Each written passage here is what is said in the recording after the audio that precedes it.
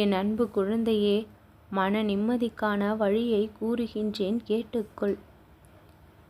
அதிகளவில் எதையும் வெறுக்காமலும் யாரை பற்றிய சிந்தனைகளை அதிக அளவில் மனதிற்குள் நிலைத்து வைக்காமலும் இருக்குமேயானால் அது நிம்மதிக்கான முதல் வழி ஆகும். பிறரை பற்றிய எண்ணங்கள் எப்பொழுது மனதிற்குள் அதிகமாக அலைப்பாய விடுகின்றோமோ அந்த இடத்தில் நிம்மதி தொலைகின்றது. இறைவன் மீது நாட்டத்தை செலுத்தும் பொழுது நம் மனம் அமைதி நிலையை அடைகின்றது.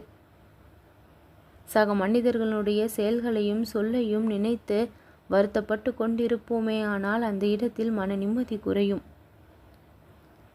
பிறரிடம் வருகின்ற வார்த்தைகளானாலும் சரி, செயல்களானாலும் சரி, அது பெரிதளவில் உன்னை பாதிக்கக்கூடிய நிலைக்கு தள்ளப்படுகின்றது என்று நீ அறிந்ததுமே அதிலிருந்து சற்று விலகி வர வேண்டும்.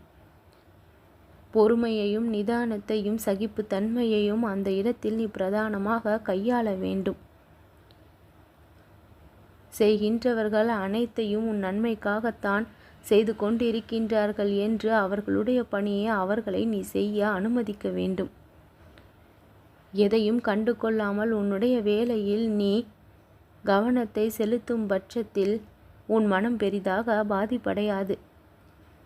மிக பெரிய நேரத்தை அவர்களுக்காக ஒதுக்கும் பொழுது அந்த இடத்தில் உன் நிம்மதி பறிபோகிறது.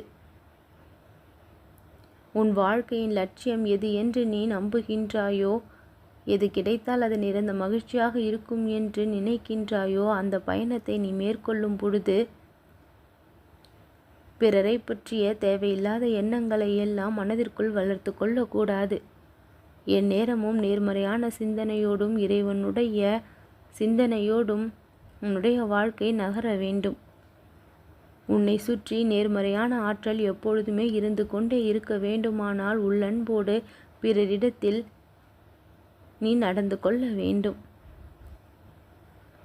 எந்த ஒரு போட்டியும் பொறாமையும் உன் மனதிற்குள் பிறரின் மீது எழாதவாறு பார்த்து கொள்ள வேண்டும். நீ உன்னுடைய கடமையை சரியாக செய்த பொழுதிலும் அதை குறுக்கிட்டு உன்னை சீண்டி பார்ப்பவர்களை பற்றி நீ சிறிதும் கவலைப்படாமல் இரு. உன்னை வேண்டுமென்றே வம்புக்கு இழுப்பவர்களை விட்டு சிறிது விலகியே இரு. உன்னிடம் அமைதி இருக்கும் பட்சத்தில் அனைத்தும் தானாக உன்னை கண்டு பயந்து ஓடிவிடும். ஆர்ப்பாட்டத்தையும் அதிகாரத்தையும் காட்டிலும் அமைதிக்கும் மௌனத்திற்கும் சக்தி அதிகம். அதை புரிந்து கொண்டு இந்த இரண்டு விஷயங்களை கையில் எடுத்து கொண்டால் அதுதான் உன்னுடைய பலமாக இருக்கும். வலிமை நிறைந்த ஆயுதம் அமைதியும் மௌனமும் தானே தவிர அதிகாரமும் ஆர்ப்பாட்டமும் இல்லை. இதை புரிந்து கொண்டால் எல்லா இடங்களிலும் சத்தியம் ஜெயிக்கும்.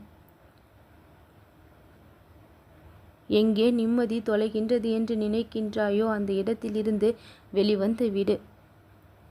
இறைவனிடத்தில் நிம்மதியை தேடு. இறைவனின் மீது அதிக கவனம் செலுத்தும் பொழுது மனதிற்குள் ஒரு அமைதியும் நிம்மதியும் கிடைக்கும். உன் வாழ்விற்கான நலனை பெறுவதற்கான ஒரே வழி அதுதான். தாமதமானாலும் கிடைக்க வேண்டியது எதுவாக இருந்தாலும் தப்பாமல் கிடைத்துவிடும் என்பது உறுதியான ஒன்று. உன்னை வந்து சேர வேண்டிய அத்தனை நன்மைகளும் உன்னை வந்து சேர்ந்திட இந்த குருவினுடைய துணை உனக்கு வழிகாட்டியாக இருக்கும். எங்கே செல்வது என்று பாதை தெரியாமல் தவித்து கொண்டிருக்கும் பொழுது உன்னுடைய வாழ்க்கை பாதையை நான் கரம் பிடித்து காட்டுகின்றேன். உன் வாழ்வின் லட்சியத்தை நீ அடைவதற்கு நான் உதவியாக இருப்பேன்.